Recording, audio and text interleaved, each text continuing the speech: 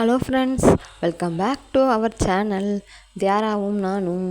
இன்றைக்கி ரொம்பவே ஒரு சூப்பரான நாள். இன்றைக்கி ஆடி கடைசி வெள்ளியும் கூட, ஆடி பூரமும் கூட.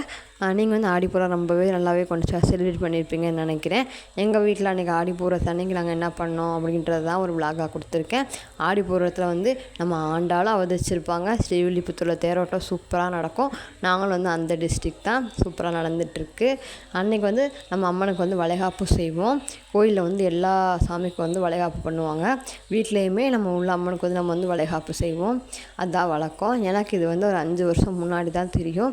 அதுலேருந்து நான் விடாமல் பண்ணிட்டு தான் இருக்கேன். அன்றைக்கி காலைல குளிச்சுட்டு வந்த உடனேவே முதல்ல சாமிக்கு பிரசாதம் பண்ணிடலாம் அப்படின்னு சொல்லிட்டு நாங்கள் அன்றைக்கி ஆடி பூரத்தன்னைக்கு கலவை சாதம் மாதிரி செய்வோம். நம்ம வளைகாப்புக்கு எப்பயுமே வெரைட்டி ரைஸ் மாதிரி தானே போடுவோம். அதே மாதிரி தான் நானும் அன்றைக்கி லெமன் சாதம், தேங்காய் சாதம், தயிர் சாதம், அந்த மாதிரி 3 சாதம் மட்டும் போட்டு செஞ்சுருந்தோம். ஃபஸ்ட்டு போய் சமையல் வேலையை முடிச்சுட்டு வந்துடலான்னு முடிச்சுட்டு வந்தாச்சு. அடுத்து நான் எப்பவுமே காலைல எனக்கு ஆடி போகிற அன்னைக்கு தான் நான் அந்த வளையல் மாலை கட்டுவேன். அது மாதிரி நான் 2 கலரில் அன்றைக்கி வாங்கிட்டு வந்திருந்தேன். ஒன்று க்ரீனு, இன்னொன்று ரெட்டு. மேக்ஸிமம் கோயில் க்ரீன் வாங்கி கொடுத்தா நல்லதும்பாங்க. நான் அதனால் க்ரீனும் ரெட்டும் வாங்கிட்டு 2டையும் கலந்து கட்டிகிட்டு இருந்தேன். அதாவது ரொம்ப டைட்டாக கட்டினோம்னா வளையல் மாலை ரொம்பவே ரொம்ப நெருக்கமாக இருக்கும். கொஞ்சம் கொஞ்சம் லூஸ் விட்டு கட்டினாலே வளையல் மாலை சூப்பராக வரும். எனக்கு அப்படி தான் காலைல எழுந்ததுலேருந்தே டே ரொம்பவே பிஸியாக தான் போயிட்டு இருந்துச்சு. முந்தின நாள் வீடு எதுவுமே க்ளீன் பண்ணலை.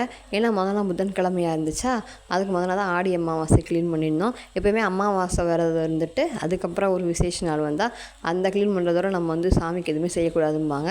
அதனால் அதுக்கு மறுநாள் புதன்கிழமையாக போச்சு, க்ளீன் பண்ணலை. இப்போ வியாழக்கிழமை, அதனால் அன்றைக்கி காலையில் தான் க்ளீன் பண்ணிவிட்டு எல்லா வேலையும் பார்த்துட்டு இருந்தேன். இப்போ வளையல் மாலை பார்த்திங்களா சூப்பராக கட்டியாச்சு. கட்டி அதை பத்தரை டு 12 ராகாலமாக இருக்கிறதுனால 10:30க்குள்ளேயே சாமிக்கு வளையல் மாலை சாத்திடலாம். ஏன்னா அது சாயங்காலமும் சாத்தக்கூடாதுன்னு சொல்லுவாங்க. அதனால் காலையிலேயே எல்லா வேலையும் பார்த்துட்டு இருந்தோம். அப்படியே பச்சரிசி மாக்கோளத்துக்கு மாவு அரைச்சி வச்சுருந்தேன். அதையும் அப்படியே எடுத்துகிட்டு சூப்பராக மாக்கோளம் போட்டு காவியுமே கொடுத்தாச்சு. அப்புறம் எந்த விசேஷனாலுமே சாமி ஒரு மணப்பலகையில் தான் உட்கார வைப்போம், ஃபோட்டோ வச்சு. அந்த மணப்பலகையுமே நல்லா கழுவிட்டு அதுலேயுமே சூப்பராக பச்சரிசி வச்சு கோலம் போட்டாச்சு. போட்டுட்டு புத்தகத்தில் எடுத்து வச்சுட்டு சாமி ஃபோட்டோவுமே அன்றைக்கி காலையில் தான் நல்லா க்ளீன் பண்ணி தொடச்சி சந்தன குங்குமம்லாம் வச்சு எடுத்து வச்சுட்டு இருந்தேன்.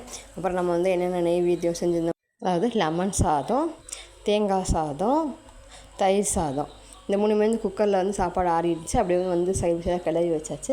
கிளறி வச்சுட்டு அடுத்து ஃபோட்டோ பூ வைக்கிறது, நிலவாசல் பூ வைக்கிறது, சந்தன குங்குமம் தொட்டு வைக்கிறது, அப்படின்னு அந்த வேலையெல்லாம் பார்த்துட்டு இருந்தோம். பார்த்துட்டு இருந்துட்டு சாமிக்கு அன்றைக்கி பூ போட்டாச்சு. அம்மனுக்கு எனக்கு விசேஷமான நாள்னா வாசமுள்ள பூ தான் போட்டால் ரொம்ப நல்லதும்பாங்க. முல்லை, பிச்சி, வெறும் செவ்வந்தி அப்படி வைக்காமல் முல்லை, பிச்சி, மல்லி, மறிக்கொழுந்து அந்த மாதிரி பூலாம் வச்சா சாமிக்கு ரொம்பவே விசேஷம். அதனால் வாசமுள்ள பூ வைக்கணும் அப்படின்னு சொல்லுவாங்க. அதனால் முந்தின நாளே நல்லா பூலாம் வாங்கி நல்லாவே கட்டி வச்சுருந்தோம். அப்படியே காலையில் எடுத்து அந்த பூவுமே சாமிக்கு போட்டாச்சு.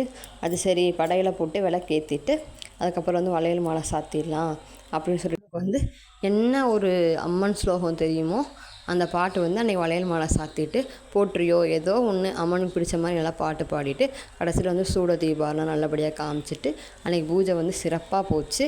இந்த வீடியோ பிடிச்சிருந்துச்சுன்னா எங்கள் சேனலை சப்ஸ்கிரைப் பண்ணிக்கோங்க, லைக் பண்ணிக்கோங்க, ஷேர் பண்ணிக்கோங்க.